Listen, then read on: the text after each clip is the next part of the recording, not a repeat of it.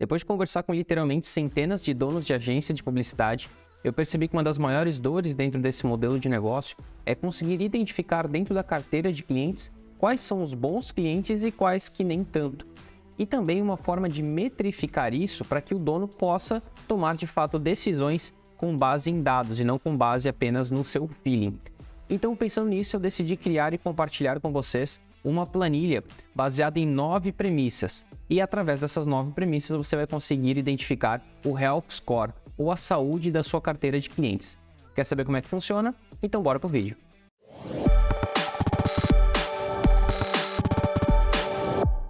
Olá a todos que estão chegando agora, sejam muito bem-vindos. Meu nome é Manuel Victor, aqui eu falo sobre empreendedorismo, gestão e inovação.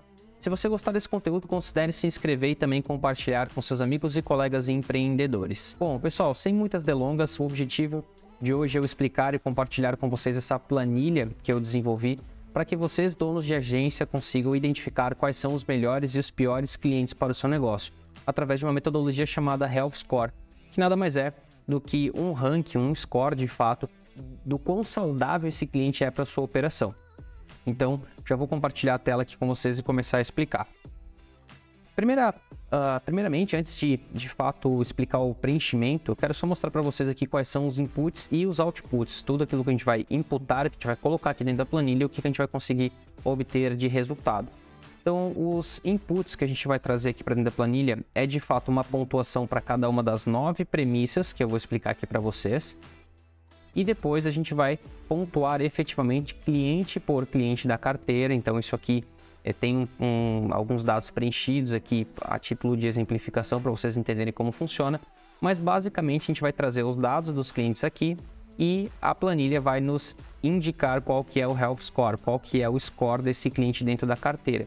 E depois vocês conseguem organizar do maior para o menor e ter de fato um score, né, em forma de tabela e também nessa outra aba aqui em forma de gráfico. Então vocês vão poder tirar daqui para fazer algum tipo de apresentação para os sócios ou simplesmente analisar de forma um pouco mais prática o score dos seus clientes. Mas então vamos começar aqui pelas premissas, efetivamente, o que são cada uma delas e como que funciona e por que elas estão aqui. Vamos falar aqui da primeira premissa, que é a replicabilidade do projeto. Então, caso entre um novo cliente na sua agência, o quão replicável é o projeto em questão. Quanto maior, melhor. Então, essa é uma dor que eu vejo muito, especialmente em pequenas agências que estão começando, que é não ter um produto. Então, tudo que eu falar daqui para frente, quando eu comentar de produto, não é o produto físico, mas sim é uma produtização dos serviços. É a forma de você embalar os seus entregáveis e ter ali planos, né, enfim, ou métodos, como você queira chamar. Mas de fato é um produto que você está vendendo para o mercado. Então, se eu falar produto, é isso que significa. Então, a replicabilidade do projeto é o quê? É você de fato conseguir replicar o que você faz para o cliente A, para o cliente B, para o cliente C e assim por diante. Então, quando você adquirir um novo cliente, você já ter uma base de produto e de processos prontas para que não seja sempre um start ali da estaca zero total. Então, essa é a ideia. E por que quanto maior, melhor? Então, a gente vai ranquear os clientes e a gente vai analisar o que eu estou fazendo aqui para o cliente A, que é o João. Eu consigo, se entrar um outro cliente, o B, que é o Pedro, utilizar esse mesmo produto e replicar? Então, quanto mais replicável, melhor. Então, pense uma estrutura de campanha, tráfego, criativo, enfim. Você ter essa base de conhecimento e muitas vezes até base de arquivos vai facilitar muito a entrada de um novo cliente e vai reduzir o seu nível de esforço. Então, por isso essa premissa. A segunda delas, então, é interesse na aquisição de clientes semelhantes. Qual que é o seu interesse em adquirir clientes semelhantes? Quanto maior, melhor. Então, imagine que você está atendendo diversos segmentos. Então, imagine que você atende, sei lá, um posto de combustível, uma padaria, um e-commerce e um dentista. Então, você olha para esses 4 clientes e fala assim, putz, o que eu quero realmente focar é dentista. Então, o e-commerce, a padaria e o posto de combustível, você vai dar uma nota menor o dentista você vai dar uma nota maior, ou seja, o meu interesse em adquirir clientes semelhantes é maior. Então, por isso ele vai ter um score maior também ali na sua régua dos seus clientes. A terceira premissa é o envolvimento dos sócios no atendimento. O quanto os sócios precisam se envolver no dia a dia do cliente, principalmente nas esferas táticas e operacional. Quanto menor, melhor. Então essa é uma outra dor também que eu percebo muito, especialmente de novo em agências em fase inicial, que é o envolvimento do próprio fundador, do sócio, no atendimento do cliente, na operação, no dia a dia. Então, quanto maior for esse envolvimento, geralmente pior para o negócio é esse cliente. Por quê? Porque o sócio ele deixa de ter tempo para construir processos, para treinar novas pessoas, para formar liderança, para prospectar novos clientes.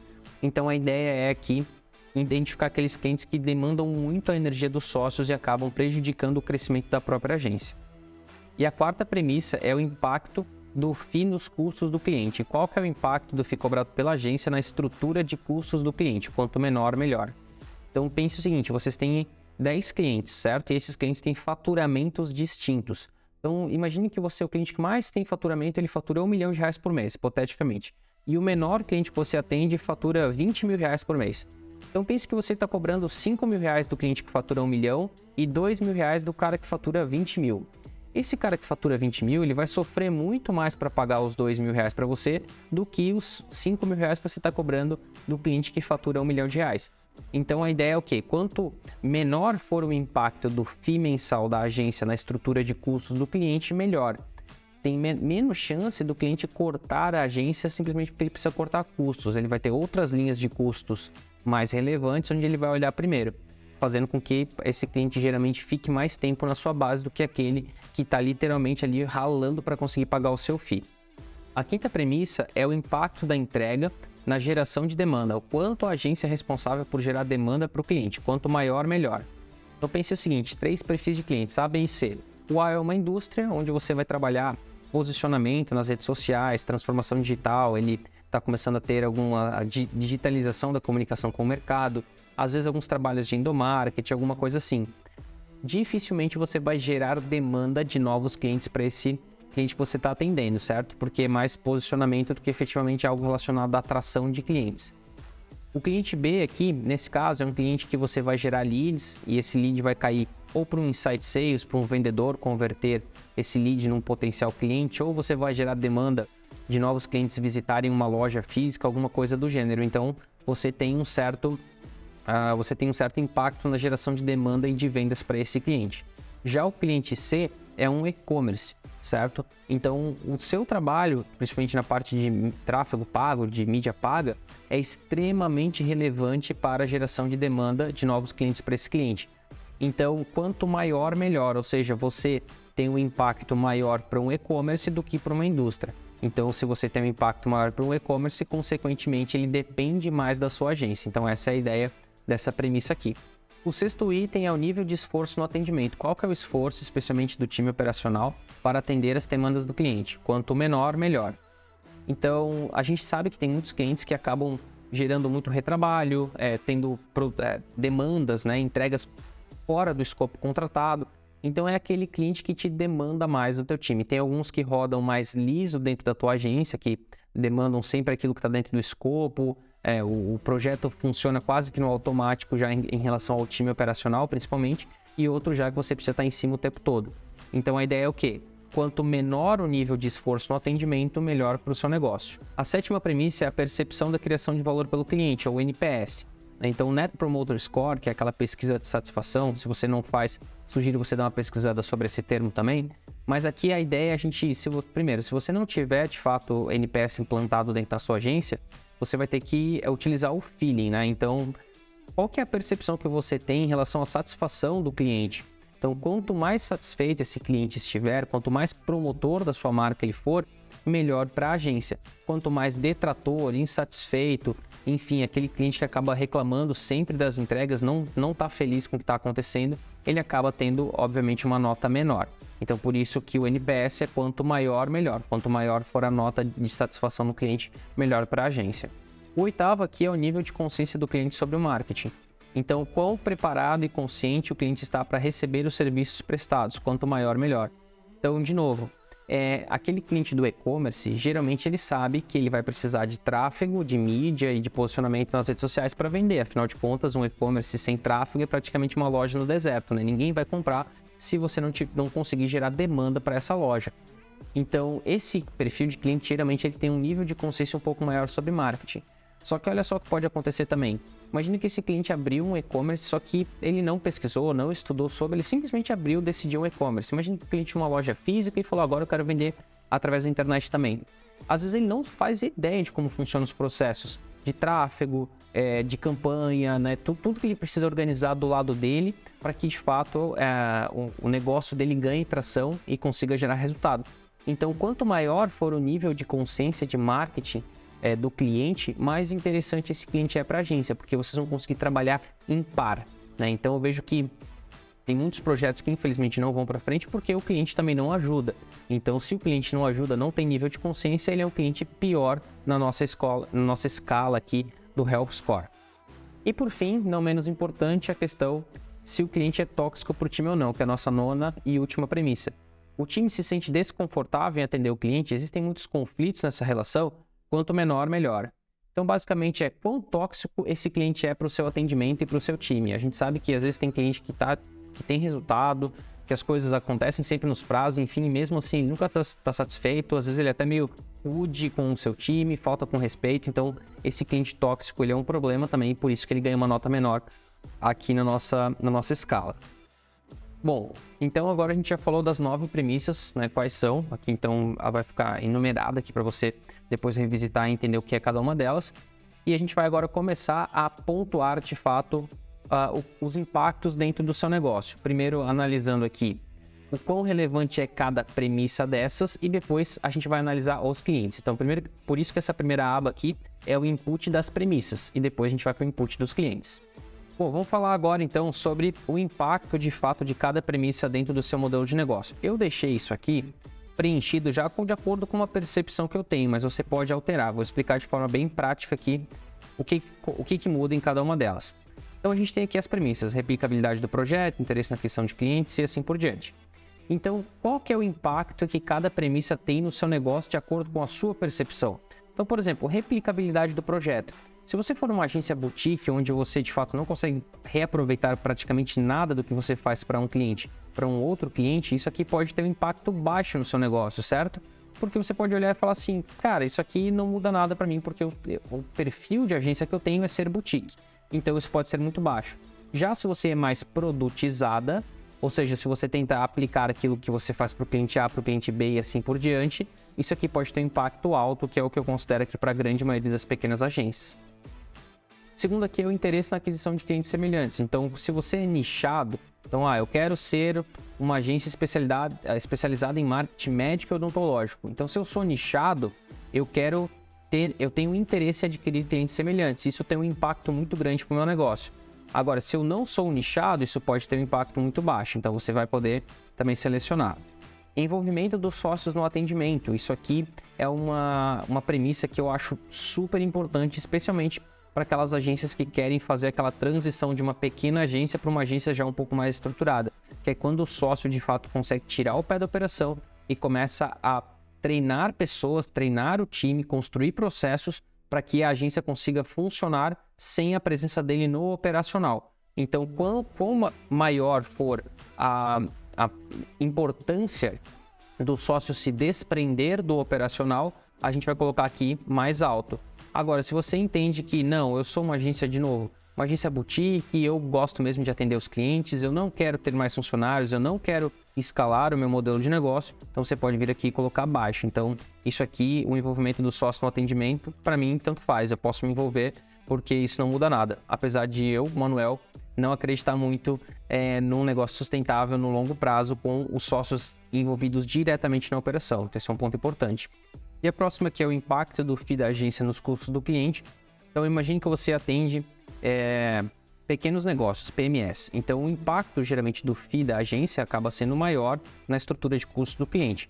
Agora, se você atende grandes empresas, indústrias ou grandes comércios, o impacto, às vezes, que você tem é menor. Então, isso se torna menos relevante. Então, pense aqui que você atende PME, negócios locais. O impacto que você cobra dos seus clientes, né, o FII dentro da estrutura de custo deles, ele tende a ser algo importante para você prestar atenção dentro da sua empresa. Esse aqui é em relação ao impacto da entrega na geração de demanda. Então, aquela história, se você atende, por exemplo, um e-commerce, isso aqui vai ser muito alto. Então, tem muito impacto o resultado que você gera para os seus clientes dentro da estratégia da sua empresa, ou seja, você precisa ser muito bom nisso. Agora, se você é, por exemplo, uma agência de social media, você só faz isso, a gente pode considerar que isso aqui é baixo, certo? Porque, de fato, a geração de demanda para esse cliente que você só faz social geralmente acontece através de outros canais de aquisição. Ou até mesmo pode ser via tráfego pago, mas não é o seu entregável. Às vezes o cliente vai ter um gestor interno ou até mesmo outra agência fazendo essa parte do tráfego. Então aqui você também vai poder pontuar em relação a isso. Vou deixar aqui como alto para conversar com os exemplos que eu coloquei na próxima etapa. O próximo aqui é o nível de esforço no atendimento. Então, obviamente, quanto menor, melhor, mas ao mesmo tempo a gente sabe que se for, de novo, se você for uma agência boutique, se você for uma agência que trabalha com poucos clientes, o nível de esforço no atendimento ele acaba sendo natural, inerente ao modelo de negócio. Então aqui é pensar muito aquele cliente que foge muito do escopo daquilo que é o teu produto, aquilo que é o teu serviço. Então se você trabalha de forma muito personalizável, isso aqui pode ser mais baixa. Se você trabalha mais produtizada, certo? Você quer dar escala, então isso aqui geralmente tem um impacto maior. Então vou deixar aqui como alto também. O NPS, então, é o Net Promoter Score, para quem não conhece essa sigla e essa pesquisa, sugiro pesquisar em outro momento. Mas aqui a gente pode olhar isso de duas formas. A primeira delas é se você de fato faz a pesquisa de NPS e tem as respostas dos clientes para você poder pontuar. Ou se não, obviamente no seu feeling, né? Aquele cliente, como eu falei anteriormente, que você sente que ele é mais promotor da sua marca. E tem um ponto que é, qual que é a ideia aqui de colocar a importância do NPS dentro da estratégia? Pensem que existem alguns tipos de negócio onde o NPS tende a ser baixo. Exemplo, telefonia. Você contrata uma operadora de internet para sua casa. Geralmente, a pesquisa de satisfação de uma telefonia, alguma coisa do tipo, ela tende a ser baixa. Então, se a empresa de telefonia ficar olhando o tempo todo para essa pesquisa, ela pode pensar, né, ou entender que o produto ou serviço é ruim, mas pode não ser uma verdade. Existe uma outra pesquisa, inclusive, de curiosidade, chamada MHS, que é o Must Have Score. Ou seja, ao invés de perguntar para o cliente o quão satisfeito ele está, é o quão decepcionado ele ficaria se o seu serviço deixasse de existir.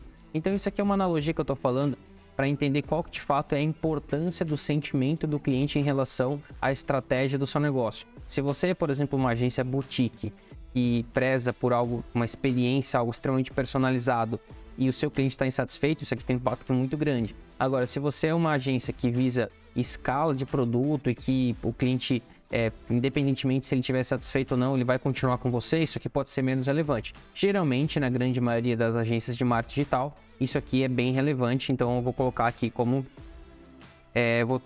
alto também, enfim. E aqui é o nível de consciência do cliente sobre marketing. Então, qual que é o ponto? Aquilo que a gente conversou anteriormente. Se o cliente tem mais consciência sobre marketing, é mais relevante. É mais interessante para a agência. Agora, se o seu modelo de negócio para você tanto faz, então eu vou dar um exemplo. Se você atende padaria, cara, o dono da padaria geralmente não entende nada de marketing digital. Então, o nível de consciência do meu cliente, que é padaria, para mim pouco importa. Então, você pode deixar isso aqui como muito baixo. Agora, você pode atender, como eu falei, e-commerce. Então, o nível de consciência do cliente que tem um e-commerce é importante. Por quê? Porque a geração de demanda para ele é um dos principais entregáveis. Então, se você não estiver conseguindo gerar demanda, você vai precisar que ele tenha nível de consciência sobre marketing para poder trocar com você e fazer os ajustes necessários para que, de fato, a empresa consiga ter performance. Então, depende muito do perfil de cliente que você atende. Isso aqui, ele é tóxico para o time. Então, pensa assim, se você tem uma agência relativamente pequena, ou se até mesmo você está no front ali atendendo os clientes na operação, o cliente ser tóxico pode ser um no-go gigante, né? De fato, um fator que vai determinar se ele é um bom cliente ou não para o seu negócio. Então eu deixei como baixo aqui, porque quem trabalha geralmente com mais escala, com mais clientes, acaba se importando talvez um pouco menos se ele é mais tóxico ou não para o time. Agora, quem já trabalha com uma proximidade maior com cada cliente, isso aqui importa mais. Então eu deixei como baixo aqui, mas também é a título de exemplificação. Você pode ficar à vontade para mudar aqui caso necessário. Enfim, então aqui a gente terminou essa parte das premissas. Então você vai conseguir identificar aqui qual que é o impacto na estratégia da empresa de cada um deles. Então é importante ter essas variáveis porque cada agência tem um modelo de produto, um modelo de operação e essas premissas podem ser mais ou menos importantes. Apesar dessa parte ser um pouquinho complexa, eu julgo importante para que você consiga adaptar verdadeiramente aí para o seu modelo de negócio. E agora a gente vai partir para a próxima aba, que de fato é o preenchimento dos clientes, certo? Onde a gente vai avaliar cliente por cliente para que a gente consiga gerar a nota de cada um deles. Bom, então vamos para a nossa aba aqui do input dos clientes. Aba número 2, e aqui, como eu falei, eu deixei preenchido para que fique mais fácil essa interpretação de como funciona, mas vocês vão receber uma planilha igual a essa, literalmente em branco. Basicamente, vocês vão receber uma planilha assim, com todas as informações em branco, obviamente com todos os números zerados aqui também. Esse aqui eu acabei deixando sem querer, mas basicamente é isso aqui que vocês vão receber aí de planilha, tá? Mas eu vou colocar aqui de volta os dados para vocês entenderem qual que é a lógica do que eu construí, enfim, desses exemplos. Então aqui, imagine o seguinte, a gente tem aqui o nome do cliente, certo?